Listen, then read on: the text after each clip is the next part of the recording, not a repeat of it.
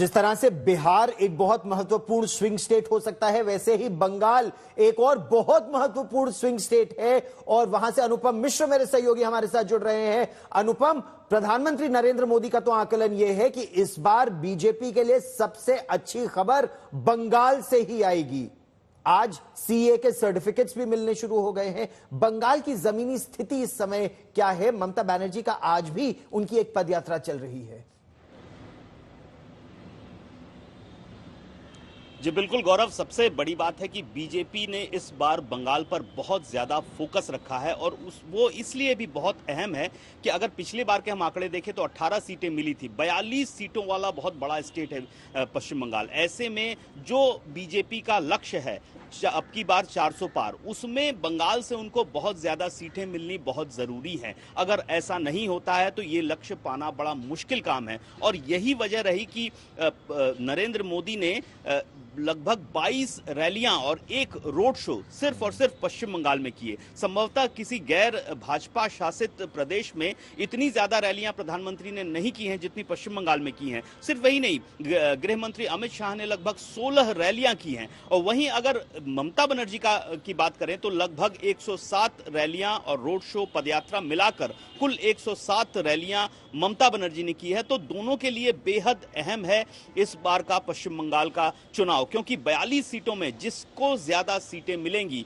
2026 का जो विधानसभा का रण है वो उसके लिए कम चुनौती वाला हो सकता है। और ये धारणा भी बीजेपी के लिए, लेकिन फिलहाल जो बीजेपी की प्राथमिकता है वो है अब की बार 400 पार वाले नारे को किसी भी तरह साकार किया जाए। और लेकिन उसमें सबसे महत्वपूर्ण अगर कोई राज्य है तो वो पश्चिम बंगाल है, जहां पर उसकी जो सीट बढ़ने की संभावनाएं हैं वो बहुत ज्यादा है। और यही वजह रही है कि प्रधानमंत्री से लेकर गृह मंत्री तक सभी ने बहुत ज्यादा फोकस, बहुत ज्यादा जोर पश्चिम बंगाल पर लगाया है। अब ये 4 तारीख को साफ होगा कि जो दावा किया जा रहा है 30 सीटें पश्चिम बंगाल से मिनिमम मिलेंगी बीजेपी को, वो अगर होता है कि नहीं होता है वो देखने वाली बात होगी। और इस पर लगातार नजर रहेगी अनुपम मिश्र की, आज तक की पूरी टीम की। सबसे सटीक खबरें हम आपके पास लाते रहेंगे। लेकिन अब हम आपको लिए चलते हैं पंजाब, जहां पर प्रधानमंत्री नरेंद्र मोदी के काफिले को रोक दिया गया था। कमलजीत, वो सुरक्षा के लिए बहुत बड़ी चुनौती थी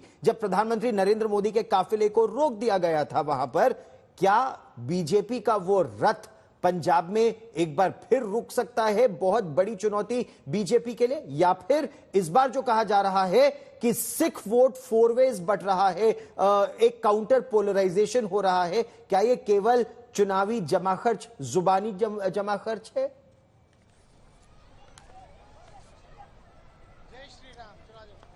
देखिए, यहाँ पर अग्नि परीक्षा है बीजेपी के लिए, क्योंकि यहाँ पर 13 सीटों में पहली बार बीजेपी हर सीट पे लड़ रही है।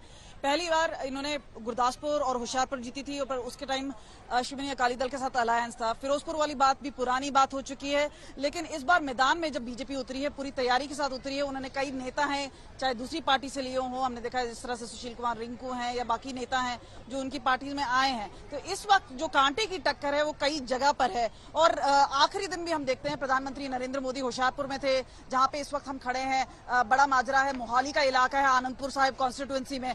वहां पे योगी आदित्यनाथ थे, पाकिस्तान के बारे में बात की, जय श्री राम के नारे लगाए, और जो बोले सोनिहाल के भी नारे लगाए गए। तो यहाँ पर बुलडोजर बाबा है, और खासतौर पे जेसीबी मशीन्स हैं, बुलडोजर्स हैं, पूरी तरह से कोशिश की जा रही है।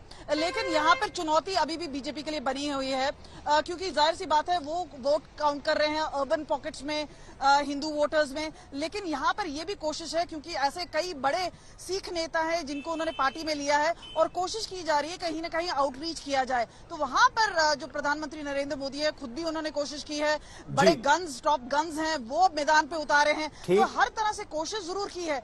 लेकिन बीजेपी का पंजाब में इतना आसान नहीं होगा, क्योंकि पास्ट रिकॉर्ड देखा जाए और इस बार अलायंस भी नहीं है। तो दूसरी ओर हम देख रहे हैं कि आम आदमी पार्टी और कांग्रेस है, उनसे काफी चुनौती मिल रही है। तो खास तौर पे यहाँ पर काफी हद तक हम बोल सकते हैं कि चुनौती अभी भी बरकरार है। बीजेपी के लिए चुनौती बरकरार है। पूर्वांचल एक बार आपको दोबारा मैं लिए चलता हूं, क्योंकि काशी, जहां मेरे सहयोगी अभिषेक इस समय है, पूर्वांचल 13 सीटें, पिछली बार एनडीए के पास 11 थी, उन 13 में बीजेपी की कोशिश है। ये जो बाबा का बुलडोजर इस समय आप देख रहे हैं पंजाब में, बाबा का बुलडोजर, मोदी का नाम और बीजेपी का काम, क्या दो युवा एक साथ आए हैं, वो इस रथ को रोक पा रहे हैं पूर्वांचल में? अभिषेक, देखिए, बहुत सीरियस कोशिश है इस बार दिखाई दे रही है, क्योंकि शुरुआत में तो ऐसा लग रहा था कि बीजेपी पूरी तरीके से एक तरफा लड़ाई में है, उसे कहीं कोई चुनौती नहीं है। लेकिन जैसे जैसे चुनाव बढ़ा है उस तरीके से बीजेपी को भी चुनौती मिलनी शुरू हुई है। जिस तरीके से संविधान की बात आई, आरक्षण की बात आई, जॉब्स की बात आई, उसने बहुत हद तक बीजेपी को नुकसान पहुंचाया है इस चुनाव में। लेकिन ये नुकसान कितना है, क्या ये इतना नुकसान है कि बीजेपी हारेगी, ये कहना मुश्किल है। हालांकि बीजेपी के लिए पूर्वांचल सबसे अहम इस वक्त बना हुआ है, क्योंकि जो 2 दिन के बाद यहाँ पे मतदान होना है, यहाँ कुल 13 सीटों पर होना है। वाराणसी को छोड़ दीजिए तो बलिया बीजेपी के पास की सीट है, इस बार चंद्रशेखर के बेटे को उतारा है बीजेपी ने।